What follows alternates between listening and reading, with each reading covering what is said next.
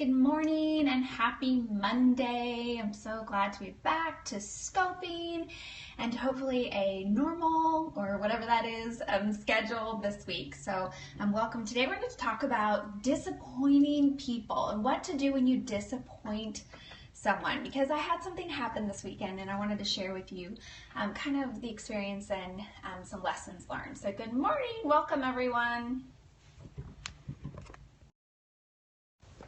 So glad to have you all here. For those of you who are new, my name is Crystal Payne and I am the founder of MoneySavingMom.com. I am also the creator of the 14-day online course called Makeover Your Mornings, and that's at makeoveryourmornings.com. So this weekend, I got a letter in the mail. And I get letters in the mail from readers fairly often, but this was a first of its kind. It was a scathing letter. And I've gotten lots of scathing comments, lots of scathing emails, lots of letters from people who are disappointed in me, letters from people who would like for me to change something, do something, whatever. But this was scathing, and it was an attack on my family. It was an attack on a specific member of my family, and it was the mama bear in me really kind of got fired up. And I was just thinking about that, and I'm not sharing this with you because I need people to give me a pat on the back, or because I want accolades or something like that, and that's not what I'm sharing. But I was just thinking about it. It caused me to really think about this whole concept of disappointing people, because when you do anything in life,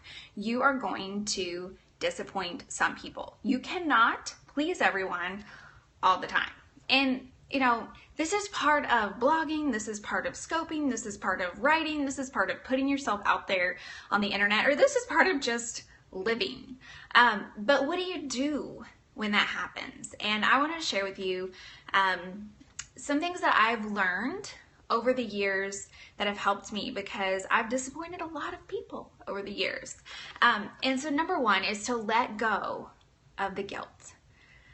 You have to start out with letting go of the guilt, because when you get that comment, or someone says something, or you read something somewhere about you, or you get that letter in the mail, or whatever it is, you can instantly go to that place of guilt and shame. Like, I'm not good enough, I have failed, this is horrible, I'm a horrible person. You can just heap all this guilt on yourself. Do not go there. That never accomplishes anything. I really want you to just let go of the guilt and shame, first off. Secondly, I want you to consider their perspective. So what I do when I get an email or a comment, someone comes up and says something to me at a conference, or I get that letter in the mail, or a friend says something, or an acquaintance says something, or you stumble across something on the internet where people are talking about you, I really have to step back and say, is there merit in what this person is saying? Is there criticism? Is there disappointment? Is there merit in this? Did I do something that was offensive to them? Did I do something that I need to ask forgiveness for? Is this a person who knows me well and has my best interest at heart? Or is this someone who's just making an accusation against me? So number one, let go of the guilt. Number two, consider their perspective. Number three, admit when you are wrong. This goes along with number two. We all make mistakes. We all fail. We all struggle. And I've been blogging for 11 years, and I can tell you that I have made many mistakes. I have responded to comments ungraciously. Ungraciously, is that a word? I have responded kind of, somebody's given snark and I've snarked back a little bit. Or I've defended myself when I just needed to be quiet. Or I've written a post when I was maybe not in a chill, calm place, and I've written it kind of I was upset about something. Or maybe I had a holier than thou attitude, or just an all-around bad attitude. And we're going to have those days. We're going to have those attitudes. We're going to sometimes feel hurt. We're going to feel upset. But those are not the times when we should be probably writing blog posts and responding to comments. We need to just be with our people. And I actually made a policy for myself, and that is that I will never defend myself on the internet. So I am all about, sometimes you need to clarify something, but defending myself is, I've chosen never to defend myself. Did you want to come say good morning? Okay, so come say good morning. Got on a hat this morning. Did you want to tell them where that hat came from? My T-ball. Your T-ball or your baseball? Did you want to tell them anything this morning? Having trouble getting up here? Did you want to say anything this morning? No. Nope, you just wanted to come join me. Okay. Yeah, and sometimes we don't see when we're being a little snarky or something. And I mean, there's a time and place for that, but I feel like that if I'm responding in kind, like if someone's responded a certain way and I am responding with snark to snark, it's probably not a good thing unless they're a good friend that they can, did you see Brian? Unless that's, we've built that relationship. But on the internet in a comment, probably not the place. Yeah, save the snarky if your husband, close friends.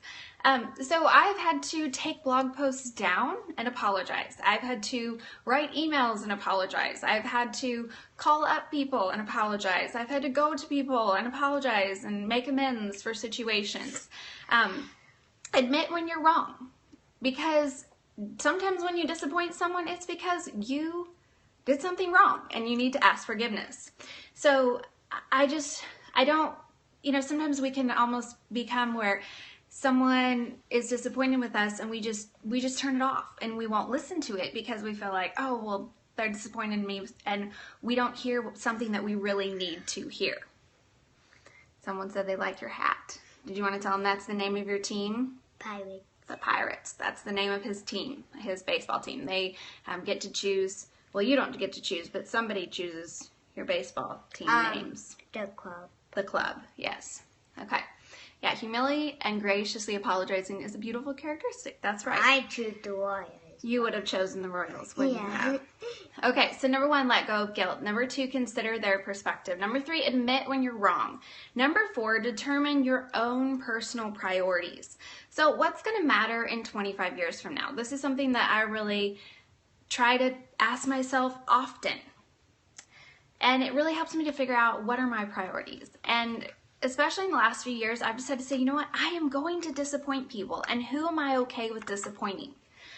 Who am I okay with disappointing? As a blogger, I'm going to disappoint people who are looking for how to save $2 a week on your grocery bill, or for people who don't believe that it's okay to splurge, or for people who are, hate homeschooling, or probably I'm going to disappoint those people.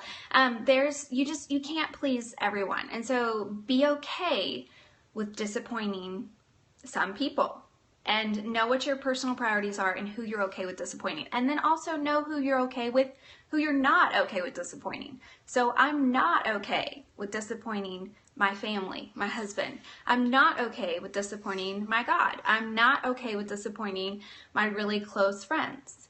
But I am okay with disappointing other people who I'm never going to be able to please them. And then number 5, stop living your life to please other people. Can you go ahead and go get your breakfast? Yes. Okay. All right. Okay, then yeah, but just sit still. You cannot please everyone or make everyone happy. And it's not your job to make everyone happy. But you can sure exhaust yourself trying. And so I just want to challenge you today, when you disappoint someone, when you come across that maybe in your day right now, you're dealing with a situation, or maybe you're going to deal with a situation, maybe later on this week, maybe later on this month, whatever. But I just want to challenge you to remember to let go of the guilt. Consider someone else's perspective. Admit when you're wrong. Determine your personal priorities and stop living your life to please other people. You can't please everyone, so be okay with disappointing the right people. Yes, I want to please Jesus. I want to hear, well done, my good and faithful servant. That is fantastic. And we're going to end on that note. Have a great day, and I will talk to you tomorrow.